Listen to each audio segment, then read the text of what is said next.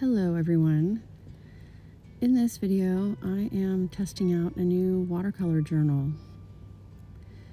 I had posted recently that one of my favorite watercolor journals is no longer available, and I'm really sad about that.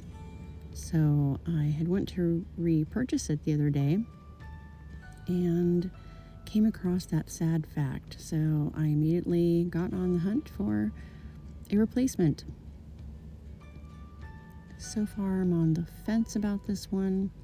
I am trying it out as it is advertised to be a watercolor journal, but I exclusively purchased this to use with gouache. So I figure if it performs well, or at least decent with watercolor, then it will be fine for gouache. Mostly I like this style of watercolor journal because of the perforated pages, and this one seems to be pretty consistent. It is the consistent, I should say, texture on both sides, where sometimes you'll get those journals where you'll get those random kind of hot press pages that are on the back of the cold pressed paper, which I guess, some people utilize that to their advantage, but I kind of like it when they're consistent on both sides, because sometimes you'll do a full spread, and if you have different textures on both sides, it can really mess up your consistency. So yeah, that was my requirement, and I just thought I would do this little loose watercolor portrait sketch using my little Da Vinci palette with the limited colors, which I really love, especially when I'm just trying out something and I don't want to think too hard about any color choices or color palette. Yeah, so I'm also using revisiting actually some brushes that I have that I decided after a while that another full circle art supply, right? So sometimes I'll use something, won't like it for a certain reason, and come back to it and realize, oh, I really like this for this other reason. So drawing with watercolor is quite easy with the snappy brushes, and they're not extra pointed, and they hold just enough water and paint that you can not flood the area and just get some clean lines down, and then you can go back over it with your softer brushes and do some blending. So that is another thing I was trying out because I wanted to test out a few different things, and I figured I would just do them all in one go, why not? So yeah, I think while I was doing this painting, I was realizing that the paper was not,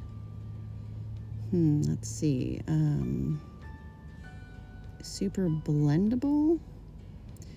It does absorb well, which makes for very difficult lifting, but the type of lifting that it does work well with is blotting. So just using your paper towel to pick up the extra paint and water when you first lay it down. As far as lifting for later on, if you wanted to take out some highlights or lighten up area, this paper is not gonna work with you.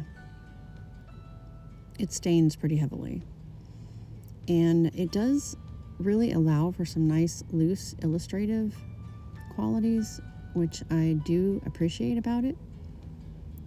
But yeah, I was just figuring out its limitations, what I did and didn't like about it, and typically, with this color I'm using right now, this is violet iron oxide. This is a very heavily granulating color and usually pretty subtle in its tinting strength. But on this paper, it shows up pretty dark and doesn't lift too well. Again, unless, it was super wet, just laid down, and I used a paper towel. So you will see me using a paper towel a couple of times, making a split-second decision that if I don't take this off now, it's not going to come off later.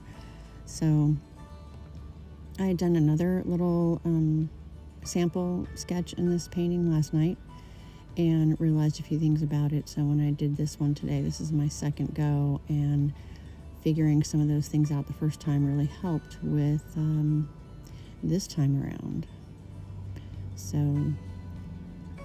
I'm using some Payne's Gray, which in this Da Vinci brand is really strong. So it's not like your typical lighter Payne's Gray that's super heavily granulating and easy to lift. So I do realize, I think that they do use some phthalo colors in their Payne's Gray mix, and that would account for the staining. This little paint palette is so small. It doesn't have a mixing area. I mean, it does, but I prefer to put the swatch card in that spot. So I'm using my little Daisy porcelain palette to mix up some watery versions of those colors and do some, or attempt to do some layering. The layering wasn't too bad, actually. I think it performed the best of all the different standard techniques you'd use with watercolor. I think lifting being the one that performed the least. And yeah, I just wanted to share this with you guys in case you are on the endless hunt for different watercolor papers, and that could be a lifelong pursuit, because I mean, the old 100% cotton, it's not the same for every paper. I think I've said it once and I'll say it again. You really do, and I'm really not advocating for everybody to just like buy endless art supplies, but you really have to try out a lot of different papers to figure out which ones you like, which ones perform the way you want to, and for what reasons. Because just being cold pressed or hot pressed or 100% cotton is not going to tell you what you need to know. It really just tells you the quality of the paper should be high and that it is archival and artist quality. That's pretty much all it'll tell you. I have so many different cotton papers, and every single one of them performs differently. There is not two that are alike. There are two that may be similar, and I'm trying to find dupes for the Arch paper because I don't like the way it smells. It does perform pretty well, but I'm looking for a less expensive and less smelly version of that paper, and I think I have found it.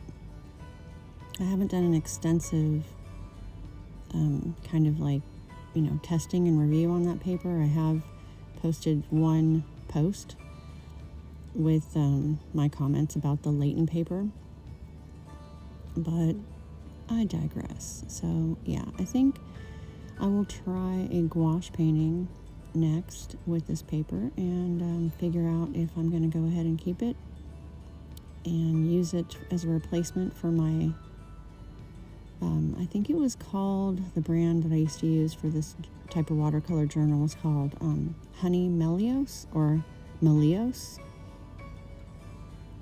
I've used it in a few of my videos, and I had posted it in the description box as far as my supplies, so you might have heard me mention that one before, but that's the one I'm trying to replace, and I think I might have found the replacement. If I haven't found something better than this, I think I will stick with this one. So yeah, I think that's really all I have to say about this. If you guys have any questions about the supplies or anything else, yeah, drop me a comment. Subscribe if you haven't already, or at least consider if you want to check out more of my videos and make a decision.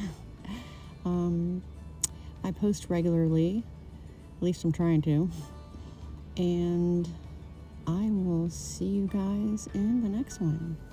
Bye.